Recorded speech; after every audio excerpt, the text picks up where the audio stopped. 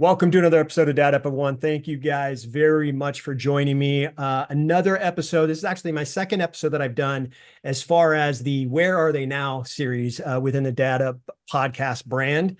And as you all know, I have the Dad Up podcast, I have the Parenting Pep Talk, and just recently I started the due to my team telling me we need to kind of change things up a little bit, we started to adapt this Where Are They Now kind of segment where I talked to a previous guest that's been on my show that had an impact on my show and has really not only made a difference in my listeners who listened to the last episode, but also in the community, in his own life and all that kind of stuff. So I thought this would be a perfect guest to have on because there's a lot of things going on in the world today. There's a lot of things that are happening that are not in the positive realm.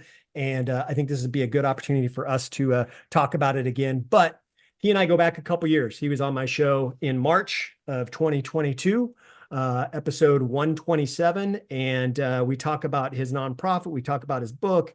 We talk about him as a dad. I want you guys to go back and listen to that episode because I'm not going to give you a history of what this guy, or I'm not going to let him talk about a bio on like what he's kind of how he kind of grew up and all that. I want you guys to go back and listen to that. Phenomenal dude, really good friend of mine. He and I are getting ready to link up together, hopefully kind of collaborate on some things, but really sharp dude. And I'm looking forward to hearing him speak a little bit again about his book and about his nonprofit. But Alan Smyth has joined me on Dad Up. Welcome to the show again, brother. Thank you so much, Bryan. I'm very happy to be back. I watch you. I'm a peeping Tom at your work, and I see you on the social media. So great job, great work. I'm honored to be back. Awesome. Thank you very much for saying that. I appreciate it. Yeah, it is it's been a journey, as you know. It's been a journey, and I think what's more interesting though is not so much what I'm doing as far as trying to help families win, right? Trying to help families succeed, trying to help parents succeed in being a parent.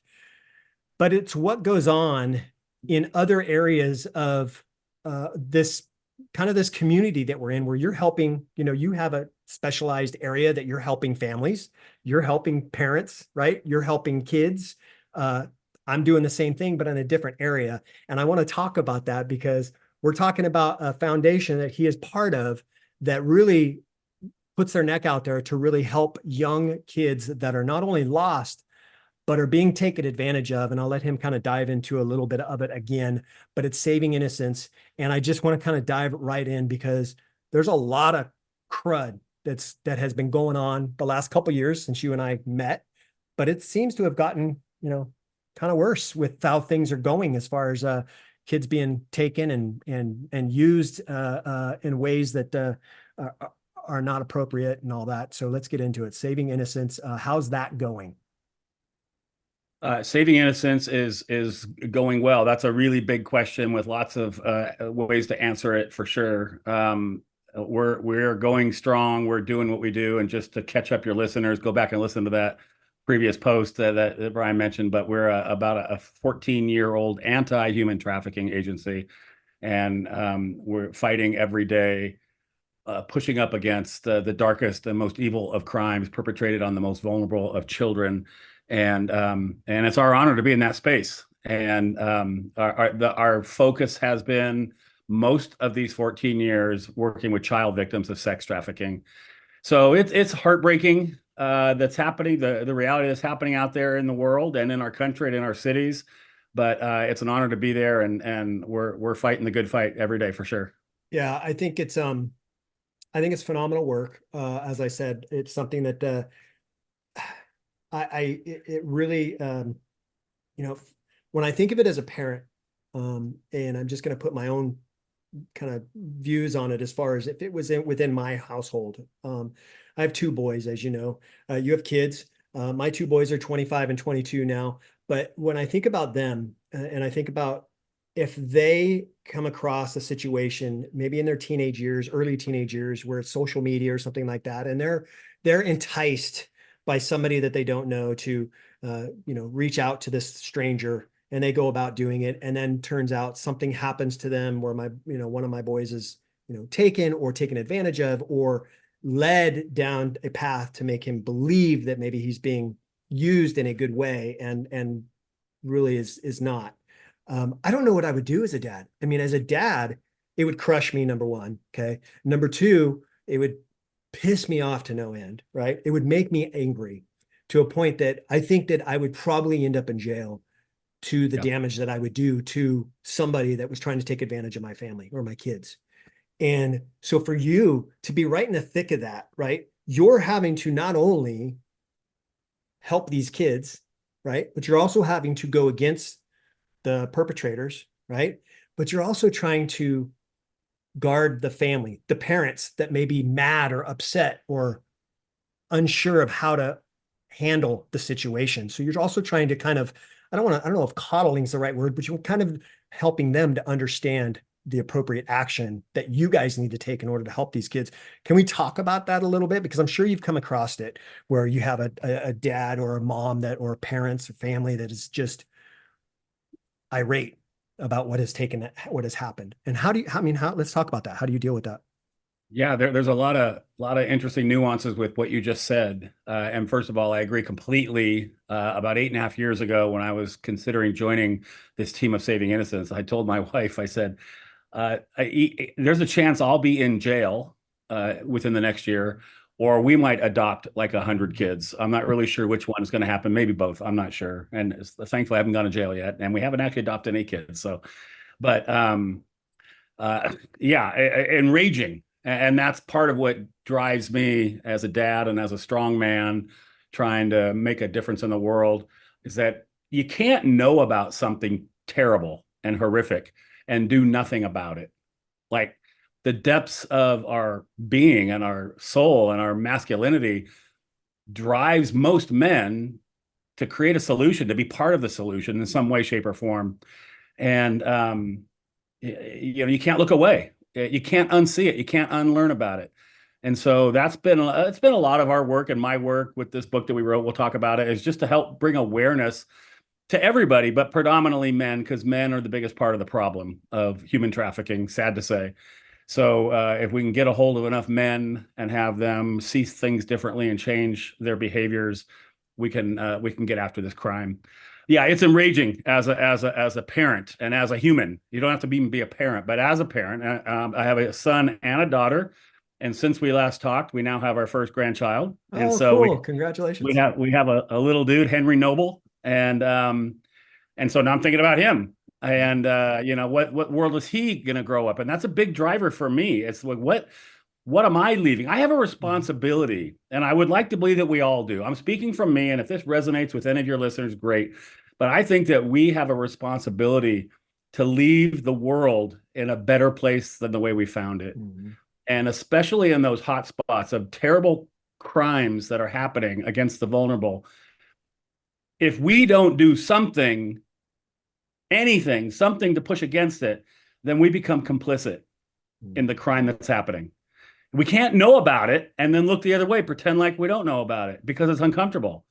So that drives me every single day. And to answer a question about the parents, that's an interesting question. We do run what we call parent empowerment programs, a PEP, and it's usually about a 8 to 10 week cohort, and there's usually 8 to 10 parents in this small group processing what's going through. And we started that about 3 years ago now, 4 years ago, I think. And what we realized, to no surprise, honestly, is that the bulk of this crime is generational. And about week number 3 or 4, now some of these parents are breaking down, and these moms, because they're realizing what just happened to their daughter actually happened to them as well when they were young. And then every once in a while, there's a grandma that's the primary caregiver, and grandma's there. And a similar exploitation and trafficking happened to her, 50, 60 years ago. And so there's this generational cycle of abuse that we are sort of trying to stop and put a halt in. Now, certainly people get trafficked and exploited that don't have it in their family, for sure. But it is a large percentage of the young victims are growing up in a home in such a way where there is a lack of boundaries, there's a lack of education, a lack of understanding in terms of what is happening out there. And a lot of our kids are already in the foster care program, so there really aren't biological parents in the mix for a lot of the kids that get trafficked. So it's just a whole big mess of dysfunction and hurting people. Yeah. I want to ask you, you're talking about that.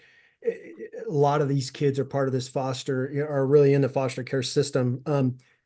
I mean, would you agree that this kind of problem really starts in the home with the parents and the kids? Because the more we show love and affection and attention to our kids, the less likely they are to go down another path or seek attention elsewhere, right? And that's what happens. Well, that's what's happening to a lot of these kids is they're looking for that attention. They're looking for that person to give them the attention that they so desire, or the love that they so desire. So they see these other avenues and they jump in hook, line, and sinker, and then they're stuck, right?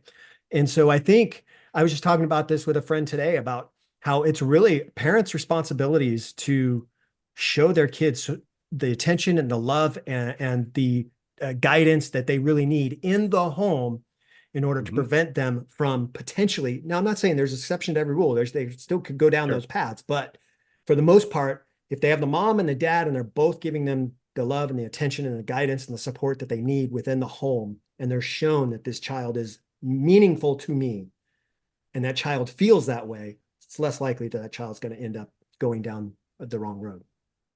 Absolutely. Drastically will decrease the odds of your child falling down this path when there's a healthy, loving, intact, protective family unit around them, parents. And, because I'm a dad and I'm a man, my little subplot and my messaging and things that I, talk about and podcasts that I go on and whatnot is that the missing ingredient is good, strong, healthy men. So many men, so many young men have abdicated their role as dad. They've abdicated their role as husband.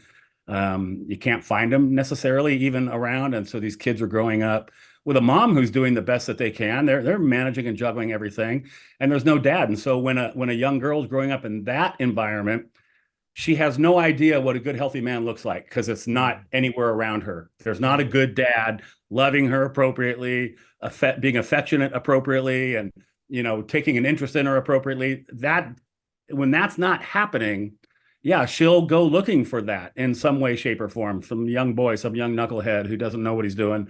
And in the worst case scenario, there would be a predator laying in wait for someone who looks vulnerable and masquerading as somebody who has her good intentions, and all the while he doesn't. And that's an important thing for all of us to understand, is that what we're talking about is actual predators online and not online as well. FBI at one point said there's 900,000 predators online at any given moment, and that's a bit of an older stat, honestly. And so, you can come from a great home and a great neighborhood and great parents, and then these parents are asleep at the switch when their 12-year-old or 13-year-old is, got their phone in their room after hours, and they're in video games and interactive games and whatnot. And then these predators have one profile picture and a description, but that's a very, very different person behind the scenes and building a relationship. And suddenly it goes down the path and they're stuck in a place that they didn't even know existed. Yeah. I mean, it's frightening. And, you talk about that, those numbers being probably old numbers. And I'm sure it's much higher than that now, but I want to kind of, it drew me to another thought that I had when it comes to the media and how the media portrays this sex trafficking kind of thing with our kids. It's going on like all the time, like nonstop. This kind of crud is going on, yet it seems like the media doesn't talk about it a whole lot. Do you know why that is? I'm just curious because I do see it every once in a while, but not that often, not as much as it's really going on. Why do you think that is that the media really just doesn't talk about it? I think there's various contributors to that. One, the primary profile, if you will, of a victim is a young girl of color coming from the inner city, maybe already a foster kid, not exclusively, but that's the largest piece of the pie chart. And, our society is moving too fast to care about that kid. And they don't necessarily naturally care about that kid under any circumstances. And so to hear some tales of a crime that's happening in the shadows and something that they can't see with their own eyes necessarily, to someone they don't naturally resonate with or care about, it's hard to get someone to care about it. I think the other part of it is, and this is the challenge. There are people that made documentaries and movies and those kinds of things. But in order to really tell the story, to really understand what's happening, it's incredibly ugly, dark, and brutal. And like you couldn't really make a movie or a documentary that really showed in great detail and talked about it in great detail what was actually happening to these kids. Right. You lose your audience. They wouldn't watch it. They wouldn't engage in it. And the media is all about getting clicks and eyeballs and all that. And so it's not commercially viable necessarily to really, talk it up in a lot of ways. And then the other little piece of it is, I think we'd all be shocked at how high up exploiters and predators exist in our society, how high up in government, in Hollywood, and influential people. I mean, it seems like every once in a while you turn around and you hear some famous entertainer or somebody or other just gets busted because now they've been trafficking and exploiting people. So it's a multi-billion-dollar business. And when there's a lot of money changing hands, there's gonna be a lot of pressure to not mess it up as well. So all those things are happening all at the same time. Yeah. It's to me, it's disgusting that you find so much media talking about, celebrities that got divorced or celebrities that had a baby and all these kinds of things. You hear that kind of stuff all the time, yet the teenage girl that lived on our block for 15 years is all of a sudden gone, and her parents have no clue and no help and no idea on how to rescue her or find her. And there's really no publicity. Or maybe there's one segment on a news station one day about mom and dad doing a press conference about help us find our daughter or whatever, and then that's it. And then it's gone. You don't hear anything else about it. It really upsets me. But I think that when it comes to you wrote the book, and that's the Men Fight For Me book. And I want you to talk a little bit about, just kind of touches to kind of what it entails, what it encompasses, and then also the latest update with it. Yeah. So when I first came to Saving Innocence about 8.5 years ago, and about year 1.5 or 2, I went to an awareness event down in LA on a Saturday at a church, and a couple of our staff were on this panel, and I was just there, watching, being part of it. And this amazing survivor, during telling her story, how she got swept into it. A great young lady from a great family, great 2-parent household. Like, it didn't fit the typical box. Right. Went away to college. Right now, she sounds like my daughter, right? And a fraudulent modeling agent entered her life. Next thing you know, she's being trafficked. And she says the statement that kind of reverberated in my mind and my heart. She said, in telling her story, I could no longer fight for myself. I needed someone to fight for me. And that lit me up. It's like, here I am. I'm already in, but that just added gasoline. And in that moment, I didn't know it then, but looking back, a book was born, because I know that most of the buyers are men, most of the sellers are men. I'm a man. I have a voice. Now I got a survivor saying, I needed someone to fight for me. Okay, I'll fight for you. I'm going to see how many good men I can get to fight for you. So we created a book.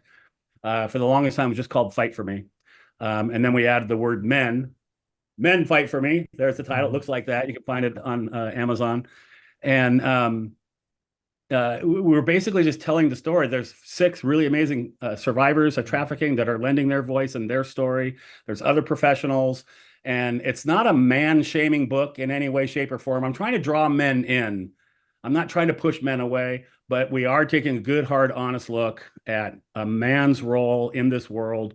We talk about authentic masculinity. What does it look like to raise your children and be a great husband and be a great wife to your wife, be a great father.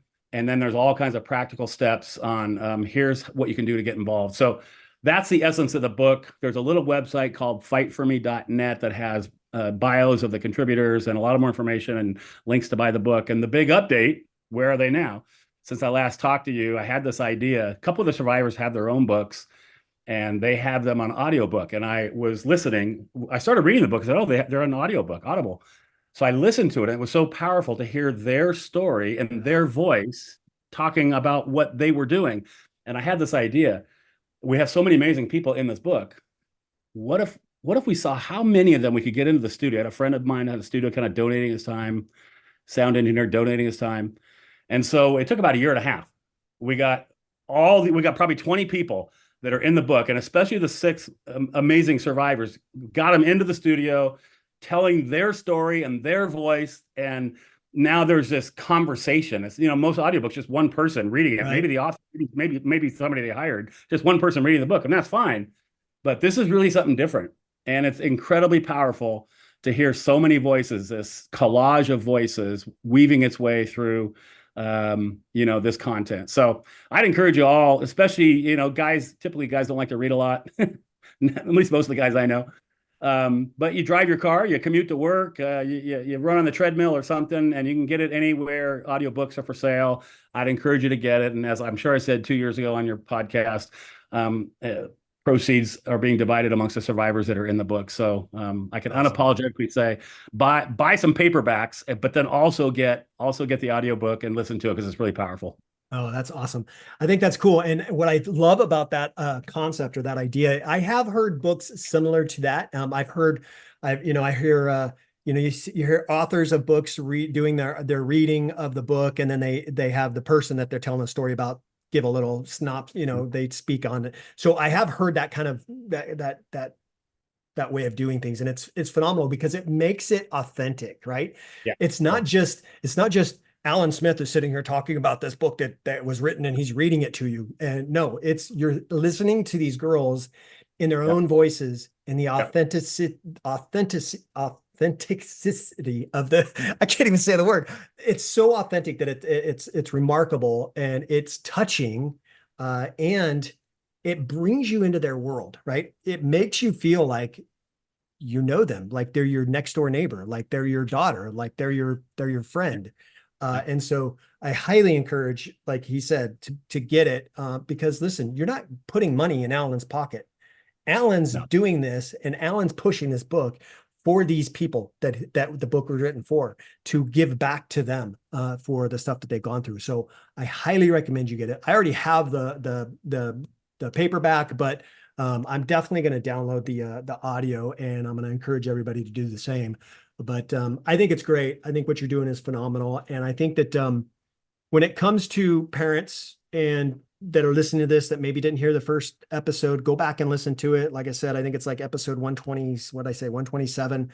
Go back and listen to it. But I probably covered it in that episode, but I want to ask you again, if I did, what are some good steps that parents can take now to prevent this from happening, or to safeguard their family from this happening?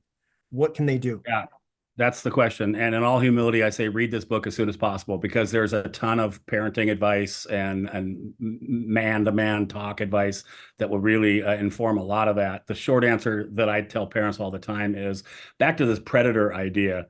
If you Google up some kind of a National Geographic video or something, you'll find episodes entitled Predators, and there'll be typically some lion or tiger, and you see that lion laying down in the grass. There's a strategy and an instinct, and he watches the herd, a zebra run by or whatever's running by. He doesn't jump on that first one, the strong, confident, and aware leader. He doesn't jump on that one. He watches it, and he waits for that little one that's a little unaware and a little timid and a little weak, slower. He jumps on that one, and that's what he has his lunch on. And so that's exactly what's happening in this world. There's predators just like that. They're looking at the crowd, and they're letting the strong, confident, and aware ones go by because it's too much effort. And there's too many that are weak, timid, and unaware. Kids, that is, children, people. So the best thing, moms and dads, that you can do is do everything you can to raise your kids to be strong, confident, and aware of their surroundings. Age appropriately. They need to understand the world they're growing up in. Again, age appropriately, but to help them be strong, to build them up, to be present in their life. Dads, take your daughters on daddy-daughter dates and go to the father-daughter dance. And she desperately needs to see you, dad, as a picture of what she should expect from a future boy or future man that comes into her life. Right. She needs to see how you interact with your wife, her mom. She's taking it all in, even though if you don't even ever really talk about it. Your daughter desperately needs to see a good example of what a good man is lived out. And so that's what's so tragic when dads aren't present very much or at all, is that girl's, depending on song lyrics and Hollywood and all that kind of stuff, which are woefully tragic. So what can you do, parents? Go to fightforme.net. There's other resources there. There's other books and other things you can look at. Get this book, listen to the book.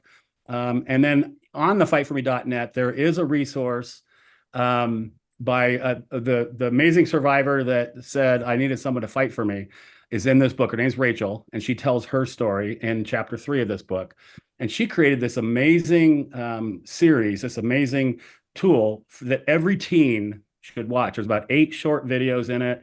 And it's called the Cool Aunt series. She's a cool aunt, because sometimes parents have a hard time talking about some of these kinds of things with their kids, and they just need a little extra help. So moms and dads, go to thecoolauntseries.com. I get nothing from it. I'm not an affiliate. I get no percentage. I just talk it up as much as possible, because here's Rachel, who's this amazing woman. She's created this incredible series, and you can watch it with your teen, male or female, but kind of the 12, 13, 14-year-old would be perfect. You want to watch it first and, just make sure you feel great about everything.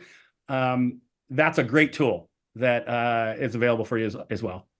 Cool. Well, thank you for that. I appreciate it. And I'll make sure all that stuff's in the show notes. But listen, so parents, you're hearing Alan tell you, listen, love on your kids, show your kids what it means to be in a loving relationship with your daughter, with your wife. All those kinds of things are important.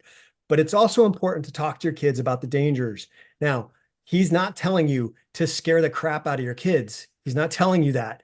But they need to be aware. He used the word aware a lot. I was in the Marine Corps, and there was a lot of things they taught us about being aware of different things going on around you. And I'm still that way to this day. There's nothing wrong with being aware. However, you don't want to scare your kids either. So I don't recommend that this book be read by your kids until you've read it and made that decision as a parent, if you want your child to read it or not. That's my recommendation. I would recommend parents, you read the book first. If you think it's appropriate for them and they're mature enough that can handle the stories that are within this book, then you can do what you want and have your kids read it. But make sure your kids are aware. Don't freak them out, but make sure your kids are aware, and it'll only make them safer, and show them love and guidance and support. And Alan, you're a stud, man. Thanks for doing what you're doing. Thanks for your organization. You guys, your whole team, everybody that's part of the organization, everybody that's outside the organization that's helping out. I just had a guy, a friend of yours, Dr. Jason Plunkett, on the show, and he's been a part of the organization. He has something else that he does as far as trafficking goes.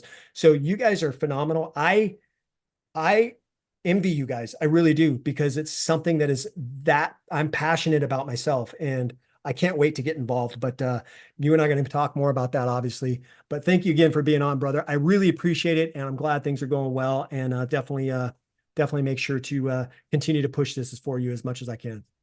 I appreciate it. It's an honor to be here. You're doing great work yourself with your platform. And if you want to get involved before we get a chance to sit down, just go to savinginnocence.org and hit that donate button, and you can be part of it. There you go. There you go. There you go. Listen, guys, it's been another episode of Where Are They Now with myself and the Dad Up Podcast and my good friend, Alan Smyth. He's part of Saving Innocence, where he's helping find kids and save kids from being sex trafficked and being kidnapped and all the terrible things that are going on in the world with this kind of, I guess you could say, industry, because it's $1 billion industry, right? There's a lot of money that are changing hands from this. So please go see what he's doing. Go check out the organization. Donate if you can. Get the book that he talked about. Get the audio. I'm telling you, you're not going to be disappointed, but I highly encourage you to get involved in some way or another. I definitely am. I encourage you to do the same. We have to protect our kids. That is important. Barn, we have to do it. We have no obligation other than to protect our kids, period. Yeah. That's what I represent as a dad and as a person that created this platform and this brand. I want to protect families and protect kids. And that's what he's doing on his end. And so we're here to do that. So thank you again, Alan. And listen, guys, if you are not yet subscribed to my show, as I say every week, please make sure you subscribe so you don't miss any of the awesome guests that I have on each and every week.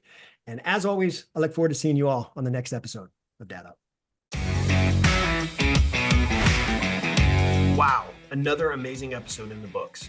So much was shared, and I'm truly grateful my guest was able to pour into you to help you elevate your dad game and really dad up. Make sure you bang that subscribe button so you don't miss a single episode. And while you're here, please don't forget to leave me a rating and a review. I always appreciate the feedback.